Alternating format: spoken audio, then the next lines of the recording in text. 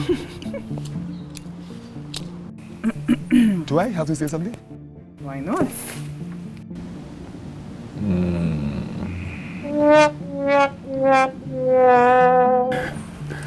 Please, God. If I wrote a story, would you live it with me?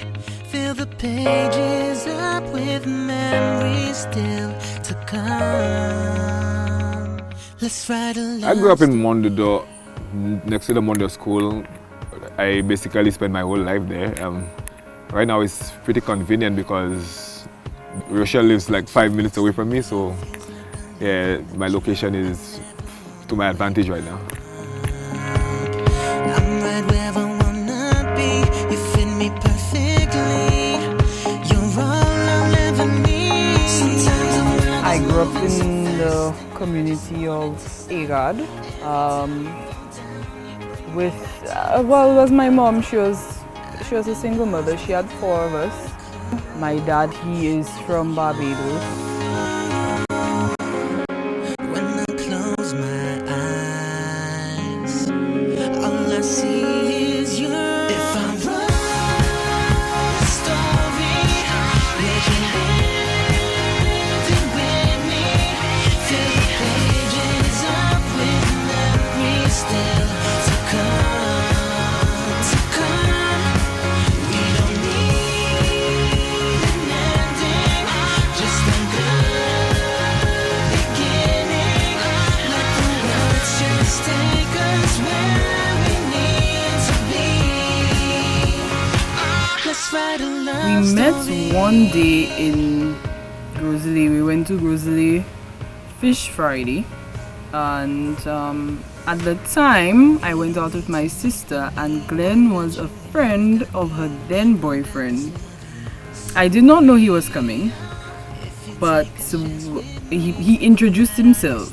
Said hello and she kind of ignored me, played all situation stuff, and she disappeared for the night. Until I met her again in Rodney Bay in front of a mirror, having some fun inside of a club. She was a little surprised. I don't know why, because I mean we just met, but I was very surprised because I wasn't expecting and it. that night I asked her number. At that same club I asked her number, and she didn't want to give it to me either. But instead she gave my friend it, and knowing that he'd give it to me anyway, so.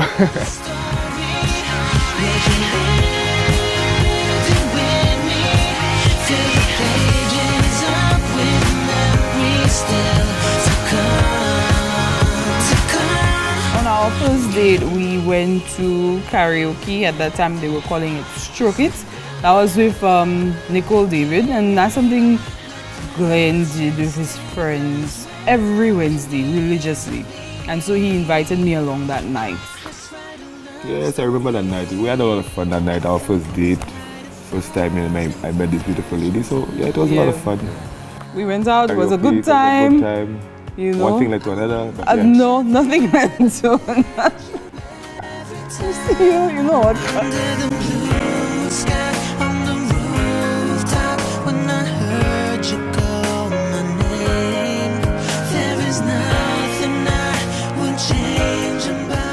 My first impression of Rochelle when I met her, I mean, it was easy. She was very beautiful. I was like, wow, what a beautiful girl. And you know, nothing further from there, you know, at that night. I just saw a beautiful lady, and that night I decided to talk to her.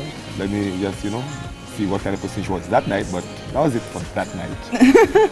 And on that very same night, when I met Glenn, I was interested. I didn't know, I was in between. So probably I was not as sure as he was at the time.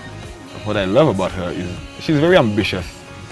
Whatever Rochelle wants, she gets, I guess. I mean, I think she had that from day one, because I know she wanted me and she got me. So I should have gotten that hint from the very first day. But everything she wants, career-wise, I mean, she has been talking about getting a degree, and she went for it, and she did it, and she came out on top.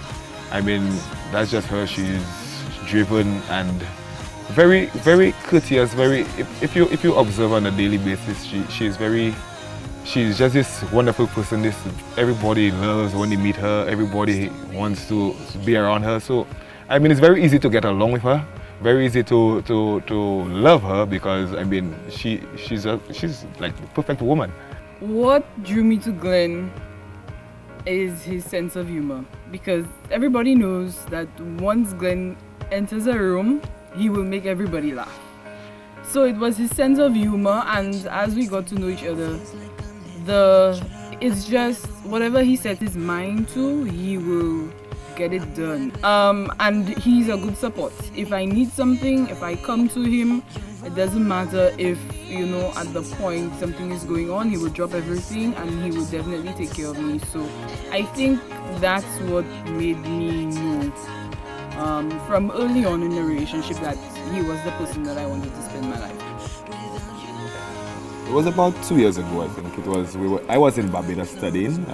Well, Rochelle's father lives there also. So while I was there and seeing the way we were still very close, even if I was away, I decided to make a big step. I decided, you know, I'll propose to her. So I went to her dad. I spoke to him first, and then he was very happy about it, and he gave me his blessing and everything. And I also bought the ring and showed it to him first. And when I came for vacation, I met my friends and, you know, I let everybody know what's going on. And so we made this big plan. So we had a meeting and we'll have this games night where Rochelle will be there, everybody will be there, and I'll just do the proposal. Then it was that night on the fly we decided how we're going to do it, and we had fun doing it and took her by surprise, and yeah, she said yes. So we're at this point right now. It was more shock than anything else, because when Glenn, he came, that was in the year 2000, and it was in 2012 Glenn proposed, and the wedding took a long time because he was at school at the time. But the night of the proposal, I still remember it was April 7th. I did not know, let me tell you, everybody who was part of that night did a very good job of keeping it a secret, because I had no idea this was going on. So can you imagine this man, who I thought in the next week or so would be going back to school, on one knee, holding up a ring, asking me to marry him? It was just shock. It was shock, and then I was flooded with so much emotion. I'm not somebody who cried, but I shared one or two tears at the time. But it was shock, and then afterwards it was excitement, and I was just happy. I felt complete. We chose our wedding date because when we first met about 8 years ago, it was around this time, in the summertime. It was the later part of July. So what we did was we went along and said we wanted the 25th of July, just because we wanted the new chapter of our lives to start off the same way that we met. Good, that means July now will be our best month for every year from now on. Honestly, after marriage, I really don't want anything much to change. I just want us to enjoy our lives together like we have been doing, going out, having fun. And probably later down the line, probably a year or two, we could start thinking about planning our family. Well, we're already planning, but start the family. And definitely, because we are happy and we've been happy. I believe after marriage, I would like everything to remain the same. Although I know after marriage we will grow with each other, but basically I would like the foundation to stay the same. For the past 8 years, Glenn and I have been hotel hopping. It's very exciting. We do it all the time, and it's something that we've grown very fond of. We do it at least once or twice a year. So we have a lot of fun doing it. I mean, nothing better. We do a lot of staycations, and you know, I guess we travel once or twice together. So it's just fun, and we do a lot of bar hopping too while we around. I mean, we hit all the bars everywhere. We almost did all the hotels in St. Lucia already. So we're almost there. We started doing the hotels overseas. Yes.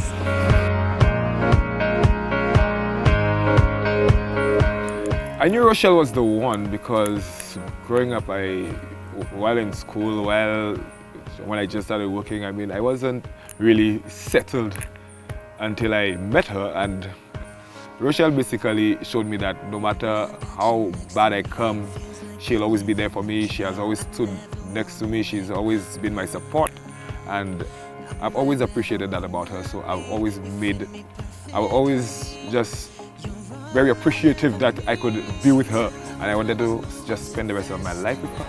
Early in the relationship, I realized that he would have been somebody that would be in my life for a long time. But I did not realize that I would be spending the rest of my life with him up until about 5 years in the relationship, when I realized that every time something happened in my life, he was the first person I would call, or anytime I needed to say something or I needed something done, he would be the person I would call. It's just, I just realized it when, at a point in my life when I couldn't do without him. There was nothing that would happen in my life and Glenn wouldn't know about. It doesn't matter where he was, I would have to get in contact with him to tell him what was going on. What I'd like to say to you, Rochelle, is thank you for always being there. Thank you for loving me. Thank you for showing me real love. Thank you for respecting me. I just want to say that I appreciate you, and I really thank you for the support. And I'm hoping that after we get married, that this support continues for the rest of our lives, and that we just enjoy our lives together, and we build our family together, and we just go as far as we could go together. I really, really love you, and you make me the happiest man in the world, just being my wife after 25th of July of 2015. Glenn, I really want to let you know that I love you, and I love you with all my heart. You have been my biggest supporter. You have been an inspiration to me, and you have definitely been my go-to guy. You've never let me down. I am looking forward to our new life together and our new family, and I just want to let you know that I'll always be there for you.